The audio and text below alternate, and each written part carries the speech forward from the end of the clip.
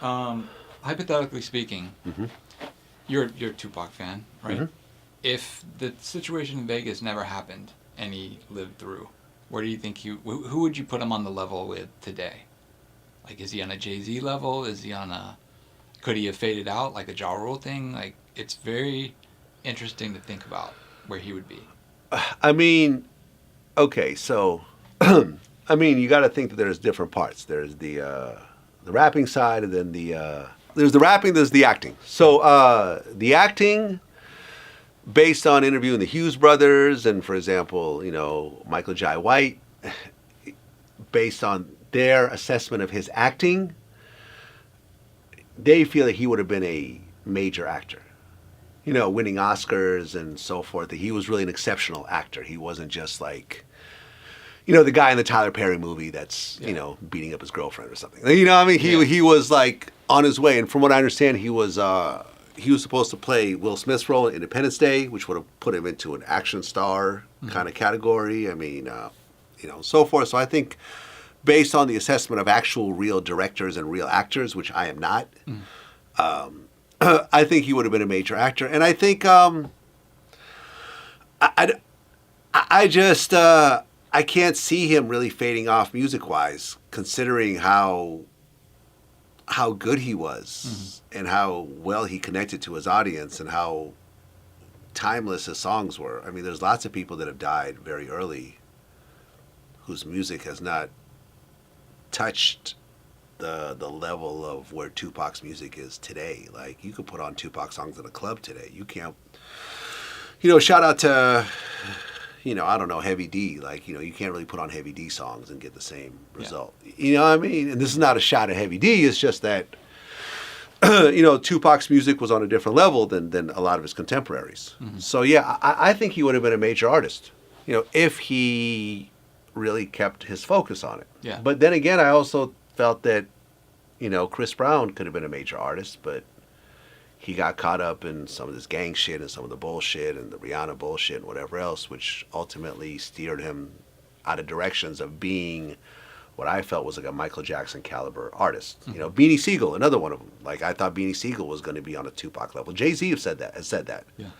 That, that if Beanie really keeps his focus, he's going to be a Tupac level, Biggie level artist, but things didn't work out that way because he got caught up in street shit, guns, shootings. He got shot himself, fucked up his lung, changed his voice. You know what I'm saying? Yeah. Like that type of thing. And who knows? Yeah. Pac had been the shootings that you heard about with Tupac were not all the shootings that happened. Mm-hmm. Like, I had a guy I know named Adisa who told me he went to go see Tupac in the studio, and then some dudes rolled up and started shooting at him, and he pulled out his gun and started shooting back. You don't hear about this story because it was never publicized. Yeah.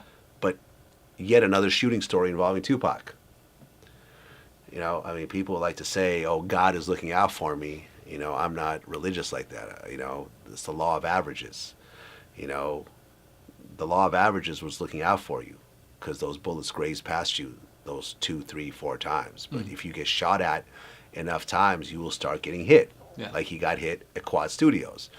And if you get hit enough times, it will eventually prove to be life-threatening, like it happened in Las Vegas. Mm-hmm. So you see what I'm saying? Yeah. It's like you can't keep doing this over and over again and expect it to just work out for you every single time. Yeah. It will eventually catch up. So if he didn't die in Vegas, my guess is that he would have gotten to some other crazy incident. Mm-hmm. Because clearly Quad Studios didn't change who he was. Yeah, not long term anyway. Not long term. Yeah. Jail didn't change who he was. He came out wilder than ever. Mm-hmm. So some people, and I think, me and Mo Preem talked about this in our interview. I think Pac had this obsession with death and his own early demise, and I think he thought that he wasn't going to live long. I remember me and QD3 had a conversation about how Pac was like in the studio, like, I don't have much time. Like, keep. I need another song. Like, I don't have much time here. Mm-hmm. He felt like he was going to die early, and his stepbrother agreed. And, once again, if you're going into this mentality of, hey, I'm going to die soon, and I'm just going to while out while I'm still alive, you get a higher chance of checking out early because you're thinking you have nothing to lose. Mm-hmm. When in fact, Pac could have said, fuck all this. I'm just going to stay at home in my home studio, record music. I'm going to be like a Dr. Dre. People are going to come to me. You're not going to see me out. You're not going to see me partying. I'm not going to be in Compton hanging out. I'm not going to be in all these crazy events, and I'm not going to be around a bunch of dangerous individuals. I'm going to control my environment. I'm going to have extreme security. I'm not going to have street security. I'm going to have actual real security. Mm-hmm. And I'm going to be very, very careful because I know how bad it could get. Like Dre realized at one point, this is how bad it could get. Yeah. You know, he's seen artists around him die over and over again or get hurt or go to prison or whatever else. He said, listen, you can't get to Dre. You can't walk up on Dre. Mm-hmm.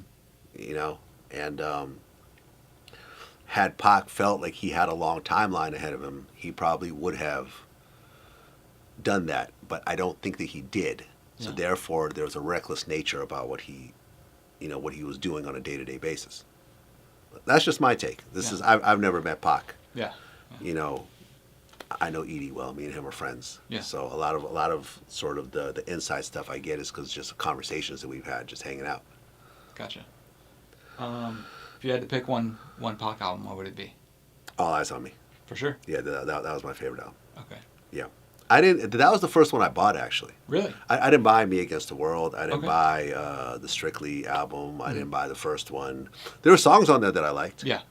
But, like, it wasn't until All Eyes on Me that I actually bought. That was the first Pac album that I bought. Gotcha. Now, like I said, I've listened to the other ones. Yeah. I've listened to the whole thing, whatever else. But going to the store, back when CDs were a thing, going to the store, popping it in, hanging out with my friends, listening to it song by song, smoking weed, replaying it, driving around in my car, playing it again with my friends, that type of thing. All Eyes on Me. Okay.